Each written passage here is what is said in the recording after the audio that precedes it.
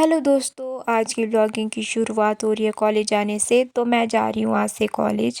वैसे तो 1 तारीख से खुल गए है कॉलेज, लेकिन मेरी सेकंड ईयर की क्लासेस लगनी थी 6 तारीख से। तो मैं आज से जा रही हूँ और मैं आपको वेदर दिखाती हूँ आज का। तो ये है आज का वेदर, जो धुंध ही धुंध पड़ी हुई है। तो बारिश लग रही थी बहुत ही ज़्यादा। और फिर मेरी बस भी आ गई थी और फिर मैं बैठ गई थी बस में। फिर मैं पहुंच गई थी कॉलेज और फिर गई मैं क्लास लगाने। यहाँ आ गई थी मैं क्लास लगा के, और यहाँ पे करी थी मैं रिंकी का वेट। वो गई थी क्लास लगाने, तो मैं यहाँ पे कॉमन रूम में उसका वेट कर रही थी। और फिर गए हम लंच करने, दावत। लंच करने के बाद फिर गए हम वापस कॉलेज। हमारी लगनी थी इसके बाद और क्लास, तो हम गए क्लास लगाने। तो यहाँ पे बैठे हुए थे मैं और रिंकी, क्योंकि अभी क्लास लग नहीं रही थी।